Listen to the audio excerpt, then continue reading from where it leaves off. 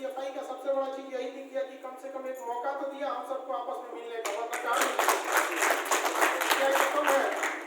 शायद ही हम लोग आपसे आपस में, अब देखिए शिक्षक समाज जो है वो पूरी दुनिया को जोड़ता है, और ये कितना अजीब चीज है कि यहाँ हम सब आपस में नहीं जुड़े, तो कम से कम एक मंच पे जुड़ने को मौका दिया, यही सबसे बड़ा बात है।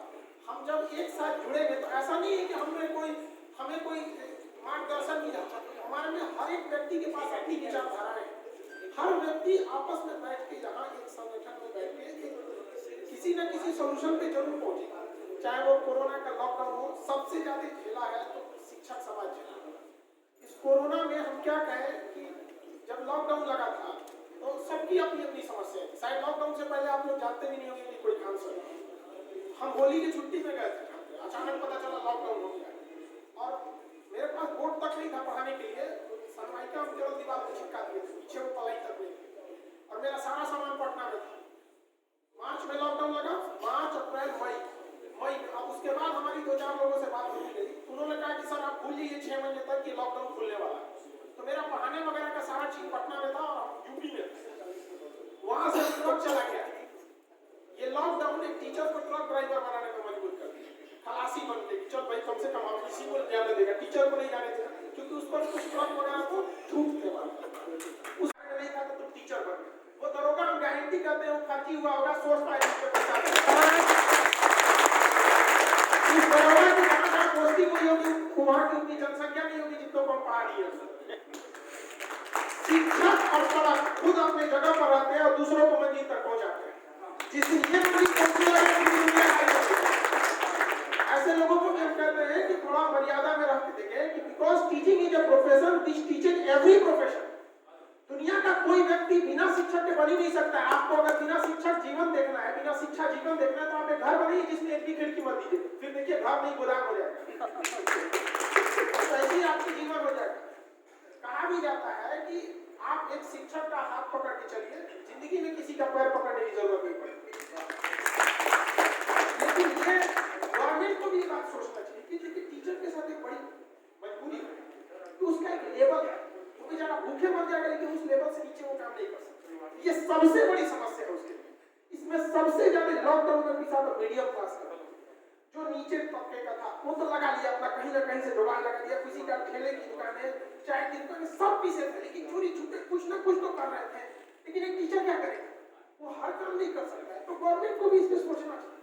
अब हमको बड़ा एक हास्यास्पद लगा कि वैसे कोचिंग संस्थान जिनको भुखमरी की नौबत आई, सरकार ने जो गाइडलाइन जारी किए थे कि आपको क्लास में इतने लड़के रखने हैं, उन बेचारे के क्लास में पहले से उतनी ही कैपेसिटी थी।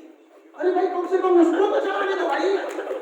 ये दिखाता है कि सरकार किस तरह से शिक्षा को, जो सरकार को सलाह देने वाले सरकार खुद नहीं आती काम करने, सीधी सी बात है। हमारे आप जैसे पढ़ाए हुए लड़कों के विद्यार्थी जाते हैं जो वहां जाके सचिव बनते हैं, तो ये दिखाता है कि ग्राउंड रिपोर्टिंग, ग्राउंड उनका जो सर्वेक्षण था कितना गलत था। सरकार कह रही है क्लास में 50 लड़के रहने चाहिए। भाई यहाँ ऐसे ऐसे शिक्षक हैं जो 50 लड़के टारगेट लेके चलते हैं कि हमारे बैच में होना। इसमें हंसने की कोई बात नहीं। देखिए हमने भी अपनी जब शिक्षा चालू किया था तो 6 लड़के, हम 6 लड़कों से चालू किए थे और बिहार की धरती को चुना था हमने, क्योंकि हमको पता था बिहार के बारे में कि यहाँ पे हमला करने आया था सिकंदर, वो लात खा के चला गया था। महात्मा गांधी को भी जब सफल होना था तो चंपारण को चुना था। महावीर गांधी को भी ज्ञान यहीं से मिला। महात्मा बुद्ध भी सारनाथ में तपस्या कर रहे थे, लेकिन ज्ञान प्राप्त करने के लिए वो यहीं आए थे। चंद्रगुप्त मौर्य की धरती यही है, अशोक सम्राट की धरती यही है, इसलिए हमने भी यही इसी जगह को चुना था यहाँ पर। और हम 6 लड़कों से चालू किए थे। धीरे धीरे कोचिंग आगे बढ़ती गई धीरे धीरे, और यहाँ से बहुत सारे मकान मालिक का एक अलग झमेला होता है जिस पर हम लोग चर्चा ही नहीं किए। अगर आपके मकान में 8-10 कोचिंग है ना, तो मकान मालिक का राज है, क्योंकि टीचर के अंदर एक ईगो आ जाता है। मतलब हम बड़े हम छोटे ही तो सबसे गलत बात है। आप बड़े छोटे कोचिंग, आपके लिए महात्मा गांधी अलग से जन्म लेंगे, आप बड़का टीचर तो आप उनका अलग से इतिहास जानेंगे। ये सबसे बड़ी बात इसमें गलत। इलीट क्लास सोचने लगते हैं। किस चीज का इलीट क्लास? भाई मरोगे तो उसी संसार में जाओगे जिसमें बड़ा छोटा एक भिखारी गया है, जिसमें तुम करोड़पति जाए। तो ये तो सबसे बड़ी गलत बात है उनके अंदर। ये मानसिकता नहीं होनी चाहिए। और सबसे असंगठित अगर कोई चीज है तो वो शिक्षा है, सबसे ज्यादा असंगठित। इनमें एक तो दूसरे में जाने में अजीब सा लगता है।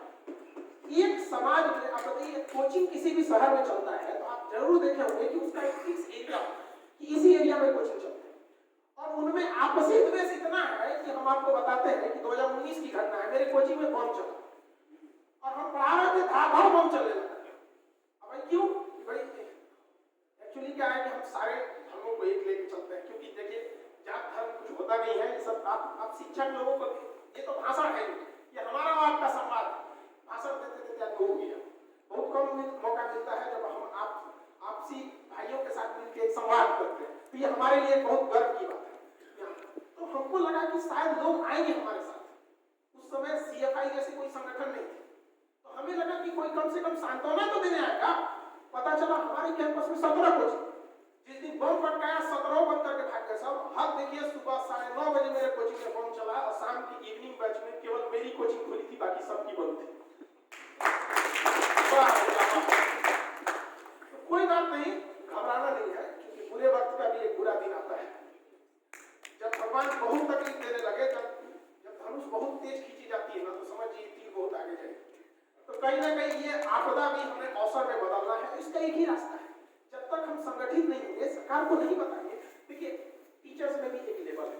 लॉकडाउन में ज्यादातर किसान मीडियम एवरेज लेवल का टीचर, जिनके पास तैयारी ही नहीं थी ऑनलाइन की। अब ऑनलाइन क्या होता है, हर देखिए हम आपको बताते हैं।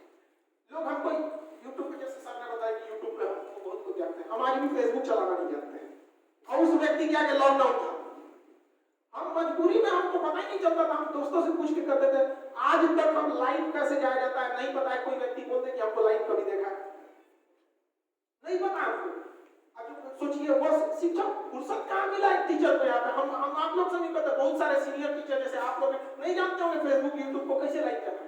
अब बेचारा उसके सामने आप कहिए कि डिजिटल हो जाइए, बहुत अच्छा भैया डिजिटल हो जाइए, रेडियो डिजिटल होना चाहिए, नहीं होना चाहिए।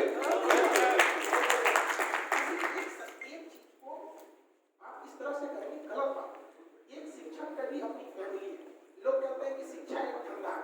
हम सरकार को यही कहते हैं कि कोचिंग संस्थाएं केवल इसीलिए जीवित हैं क्योंकि बच्चा जब अपने स्कूल लाइफ में था तो सरकारी टीचर ने उसे ईमानदारी से नहीं पढ़ाया।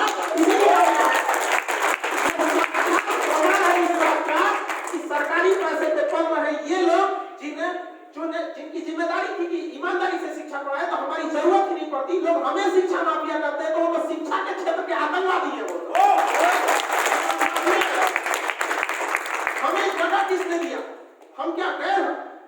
आप बताइए, लड़का को मैट्रिक करना जरूरी है और पढ़ता है तो सर्टिफिकेट मिलता है कि नहीं मिलता है?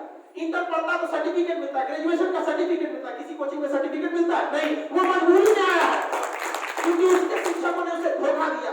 और उन शिक्षकों के लिए जिन्होंने धोखा दिया है, स्कूल कॉलेज बंद, उनकी सैलरी आ रही है। मर्द वो है जो ईमानदारी से पढ़ा है। कोचिंग टीचर तब तक ही पढ़ा सकता है जब तक वो अपनी आखिरी सांस तक अपने आप को अपडेट नहीं करता है। आप आज पढ़ाने जाइएगा, आज आप अपडेट कीजिएगा। आप किसी प्राइवेट टीचर को कोचिंग संस्थान में देखिएगा, जो 2 साल पहले नोट्स पढ़ाया था वो इस साल में नहीं मिलेगा। 2021 में पढ़ाएगा, उससे अपडेट मिलेगा 2022 में आपको। लेकिन भाई साहब, हम देखिए सरकारी स्कूल में, आप जिस टीचर से सरकारी स्कूल में पढ़े हैं ना, आपका बेटा भी अगर आगे जाके पढ़ेगा तो वही नोट्स पढ़ेगा। अब शिक्षा माफिया हम लोग कराते हैं। वाह भैया वाह, इससे अब क्या कर सकते हैं? ये क्यों? क्योंकि हम लोग संगठित नहीं है। किसके सामने जाके आप कहिए? आखिर एक मंच भी तो होना चाहिए जो आप लोगों को एक पास ला के देख सके। ये बहुत बड़ा मुहिम है। हम इसके लिए बहुत बहुत शुक्रगुजार करते हैं CFI के साथ सारे कोर कमेटी का, जिन्होंने एक मौका तो दिया कम से कम बिहार झारखंड के इस शिक्षा को एक जगह लाने के लिए, जहां से हम लोग एक दूसरे को सहयोग कर सकें।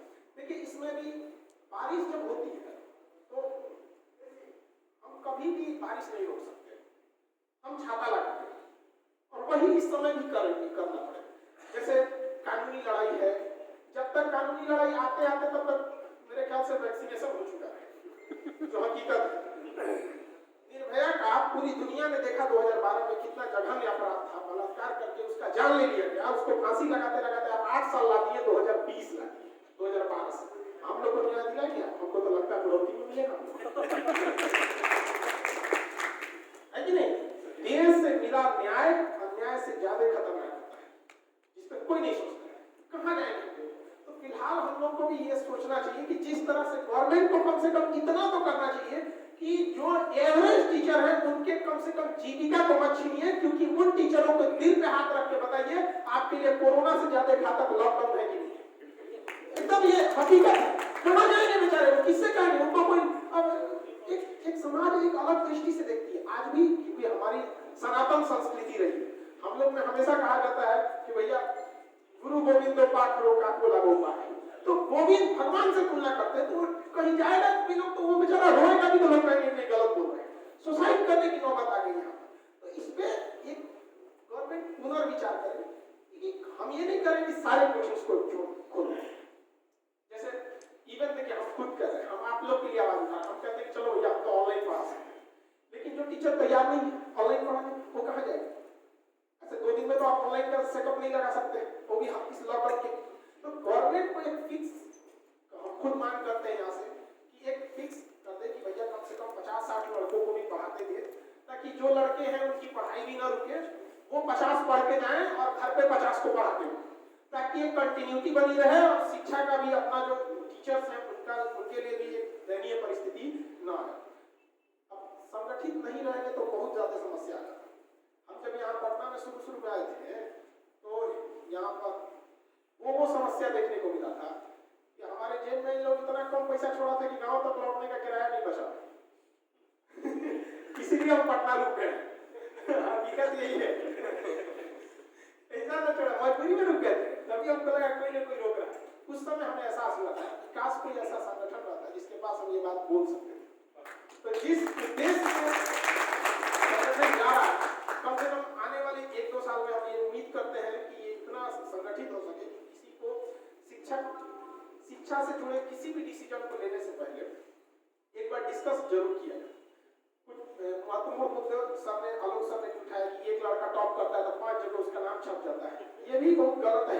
ये समस्या, जीएसटी की समस्या, जैसे हम आपको क्या कहते हैं, बिहारी जो होता है, बिहार बड़ी जमीन से जुड़ा होता है, यहाँ पे तो हर चीज पता होता है। रेलवे बड़ी बहुत घाटे में जा रहा है, लालू यादव को जब रेल मंत्री बनाया गया तो किराया में इतना सस्ता कर दिया कि बेचारा सोचता है कि रेल टिकट यार फाइन लग गई तो ये दिक्कत फायदे में गया था कि नहीं गया। हम ये किसी की प्रशंसा नहीं कर रहे, हम एक शिक्षक हैं, हम किसी व्यक्ति की प्रशंसा और बुराई कर ही नहीं सकते। हम प्रशंसा करेंगे तो व्यक्ति के कार्यों की करेंगे और बुराई करेंगे तो व्यक्ति के कार्यों की बुराई करेंगे। तो भारत सरकार को समझ में नहीं आ रहा है, शिक्षा में ठोक दिया 18% जीएसटी, 10% टीचर जीएसटी नहीं देता, तू ही होशियार यही होशियार बनता है। आप शिक्षा को जेन्युइन लाइए, एसेंशियल चीजें हैं, इसको लाइए आप 5% की जीएसटी पे। जो बड़े कोचिंग हैं जिनका लेवल फीस ज्यादा है आप उन्हें 12% पे रख दीजिए। हम ये नहीं कर रहे, हमारे ही टैक्स से देश भी चलता है। सारे चीजें अगर हम यही सोचेंगे लेवल रखिए, क्योंकि कोचिंग में भी देखिएगा लेवल फीस ऐसे कोचिंग में 1-1 लाख फीस लगे ना, उसमें 18%। हम मना नहीं कर रहे हैं, किसी को बुरा नहीं लगे ऐसा नहीं, आप लोग का खुद मांग है तो इसमें कुछ बुरा नहीं करना चाहिए। सबसे बड़ा चीज क्या आता है, सच है तो सच है। हमारे पिताजी भी अगर गलत है तो उनके लिए हम गलत है, हम आपका समर्थन नहीं कर सकते। तो एक लेवल है, जो लाख रुपए ले सकता है 18% दे सकता है, जो 10-12% 10-12,000 सैलरी फीस रखा है कहां से देगा आपको? आपको पता है मेरी फीस कितनी है? 200 रुपए 18% जीएसटी देते हैं। और हम ये कहते हैं कि ये बिहारी में ही दम होता है जितना कम फी में पढ़ा सकता है।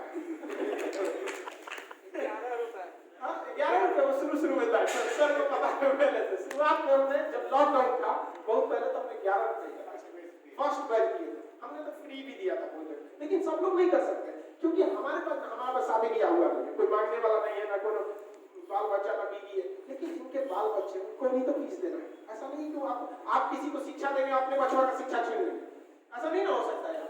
गवर्नमेंट को इस पे सोचना चाहिए। दूसरा, टीचर्स में भी एक बहुत बड़ी कमी है, मेरे शायद हमें नहीं कहना चाहिए, पर टीचर्स में भी एक देखते एक लेवल होना चाहिए। आप टीचर किसको कहें कि एक कमरा ले लिया, ऊपर कोचिंग का नाम का पोस्टर चिपका दिया, टीचर हो जाएगा, ऐसा नहीं होगा। उसके लिए भी एक क्राइटेरिया होना चाहिए कि हाँ इस लेवल के हो। अगर आपके शिक्षक, अगर आपके क्लास का कोई लड़का आपके पढ़ाने के बाद अगर खड़ा होकर डाउट पूछता है, आप डाउट क्लियर कीजिए, और घर में आपकी चैन की नींद कैसे आ जाती है तो ये नहीं समझ में आता है कि आपके पढ़ाने के बाद उसमें डाउट कैसे आता है।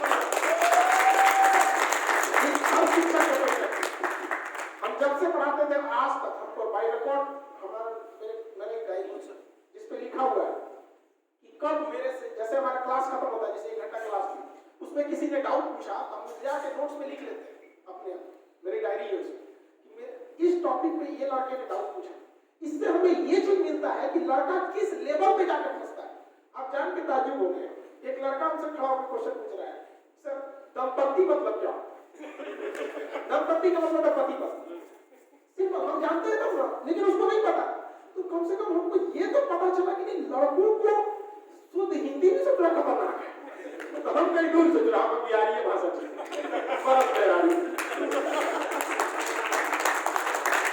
हमसे अच्छी भाषा है, मैथिली में किसी को गरियाइए ना तो उसको लगेगा कि प्यार से कुछ बोल रहा है।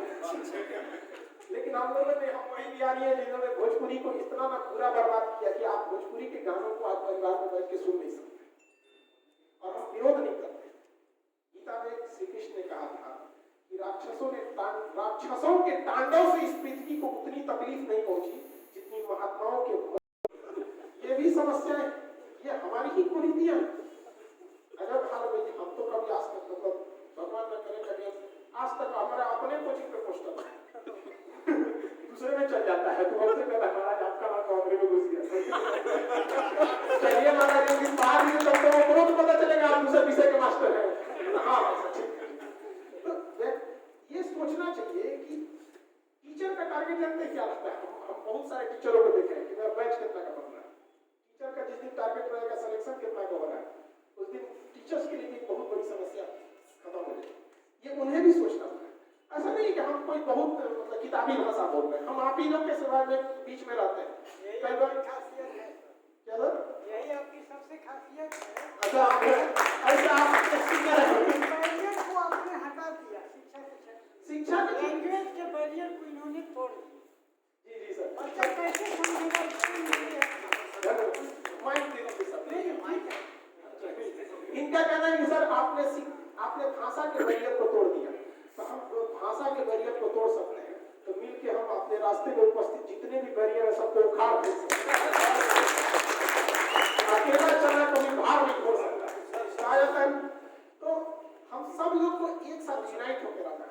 आपस में हम लोग जब एक साथ रहेंगे तो हर एक चीजों को हम लोग आराम से निपटा सकते हैं। हम लोग को आपस आप सारे शिक्षक लोग को तो लगता है आप हमसे सब लोग को अनुभव में बहुत बड़े हो, बट शिक्षक, डॉक्टर और वकील, ये 3 ऐसा प्रोफेशन है ना जो कभी नॉलेज खत्म नहीं होता है। कई बार हम लोग अपने स्टूडेंट से कभी सिख लेते हैं, यार ये कितना अच्छा एग्जाम्पल दिया। कभी आप लोग के साथ भी ऐसा होता है, आदमी दंग रह जाता है कि तो विद्यार्थी ही कैसे इतना जबरदस्त एग्जाम्पल दे सकता है। तो हमें ये सीखना चाहिए। जिस दिन एक शिक्षक को ये बात कर लगे कि हम बहुत अच्छे शिक्षक हैं, उस दिन उसके यहाँ फुल स्टॉप होते हैं। हर बैच में आपको इंप्रूव करते रहना, और अपने समाज में एक दिन ऐसा रहना चाहिए स्टूडेंट्स के लिए। आपको एक दिन संडे के दिन टीचर आराम करता है, कभी एक दिन ऐसा हो ताकि आप क्लास न ले, उस दिन लड़कों को कहो आ जाओ आज मिलेंगे हम लोग, टीचर बन के नहीं, एक दोस्त बन के। फिर देखिए ना ये आपको कहा कभी नहीं छोड़ेगा, आपको पढ़ने के लिए घर चलाएगा, लगा ना गाँव में लॉकडाउन देखते हैं। तो हमें एक ये इमोशनल अटैच हर तरह के चीजों को जोड़ के रखना है शिक्षक के साथ, क्योंकि शिक्षा उस शेरनी का दूध है जिसने पिया है उसे दहा है। ये भीमराव अम्बेडकर का कथन था, जिसे क्लास में बैठ के पढ़ने नहीं दिया उसने ऐसा संविधान लिख दिया कि पढ़ना ही पड़ेगा। आज जब आप कहीं से थक जाएंगे तो उसी संविधान का सहारा लेंगे।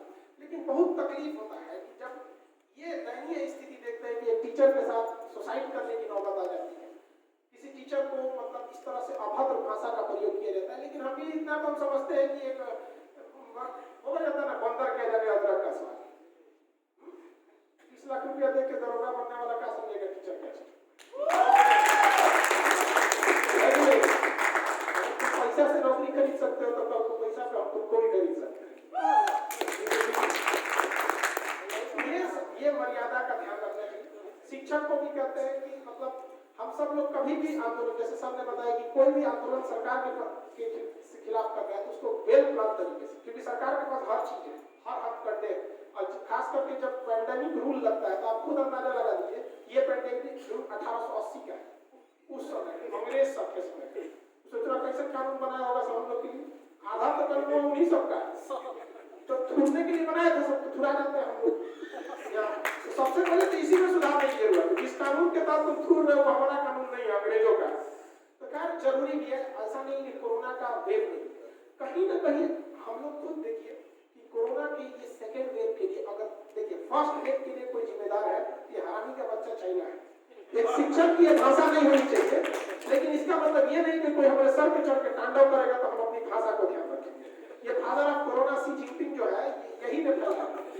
लेकिन कहा जाता है कि अगर आपको पहली बार अगर ठोकर लगती है, कोई व्यक्ति पहली बार धोखा देता है तो ये आपकी गलती नहीं, लेकिन दोबारा वही व्यक्ति धोखा दे देता है तो केवल और केवल आपकी गलती। सेकेंड वेव के लिए हम खुद जिम्मेदार हैं। अरे कोरोना क्या होगा, वैक्सीन का क्या मतलब है, बिना मास्क का घूमेंगे। कोई कह रहा है कि शराब पीने से कोरोना खत्म हो जाएगा, एक से एक लोग कर रहे हैं। हमारी गांव के लोग का खून गर्म होता है, कोरोना कुछ नहीं करेगा, लोग ले गया चौपट।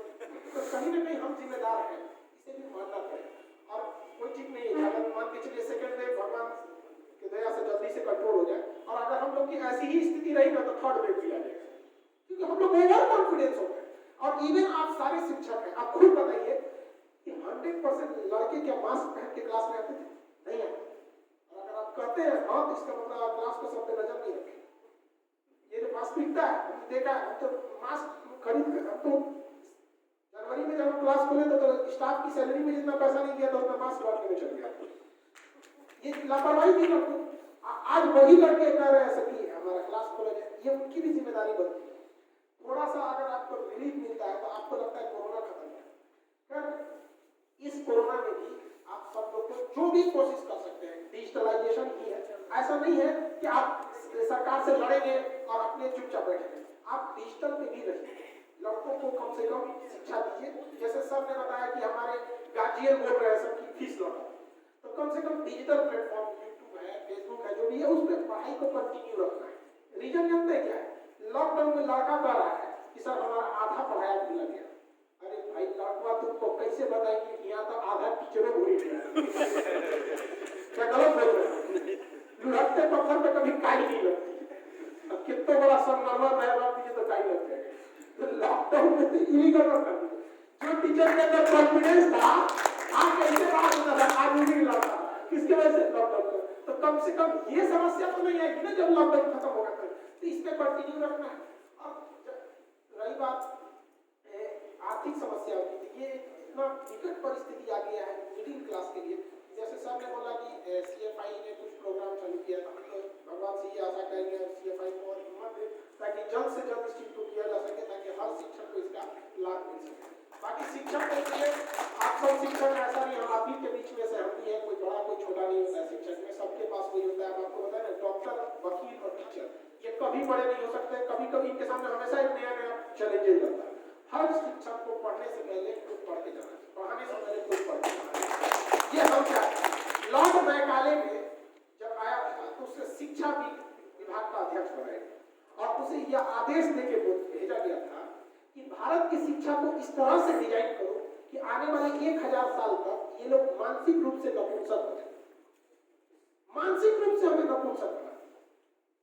सारागढ़ी का लड़ाई भी आपने सुना होगा, जिसमें हमारे महज एक पलटन सिखों की फौज थी और हजारों को मार के गिराते थे। 10,000 फौज को वापस लौटने में मजबूर कर दिया। लेकिन वही फौज 6,000 अंग्रेजों को नहीं मारी थी, वरना हम 1830 में आजाद हो गए, अफगानियों को मार दी थी। ये है लॉर्ड मैकाले का शिक्षा। इस तरह से ऐसा चौपट किया हम लोग को कि हम लोग यही सब करते रह जाएंगे और वो सब डिजिटल